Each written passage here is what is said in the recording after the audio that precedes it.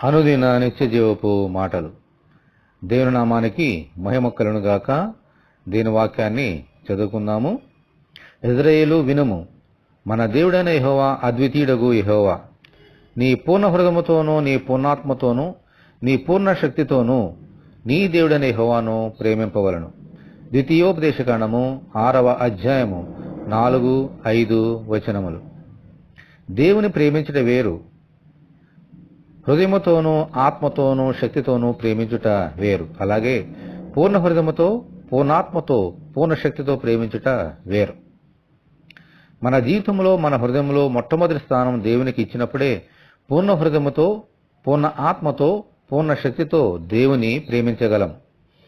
కొందరు దేవునితో సహవాసము కంటే మనుషులతో ఎక్కువ సహవాసం చేయడానికి ఇష్టపడతారు. మరికొందరు దేవుని కంటే ఈ లోకంలో ఉన్న వాటి మీద మనసు పెట్టడానికి ఇష్టపడతారు. అందుకే దేవునికి, దేవుని మందిరానికి, దేవుని ఆశీర్వాదాలకి దూరం అవుతున్నారు. ప్రభు చెప్పినట్లు ఏ సేవకుడును 2 యజమానులను సేవించలేడు. ప్రభువా, నా జీవితంలో నా హృదయంలో మొట్టమొదటి స్థానం మీకే అని ప్రార్థనలో మనల్ని మనము దేవునికి సమర్పించుకుందాము. ప్రభువా, మీ కొందనాలు.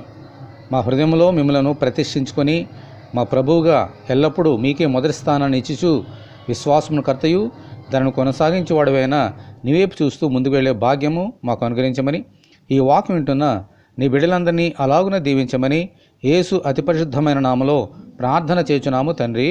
ఆమెన్. దేవుని కృప మనకందరికీ తోడేనుగాక. ఆమెన్. పరిశుద్ధ దేవుని మందిరం.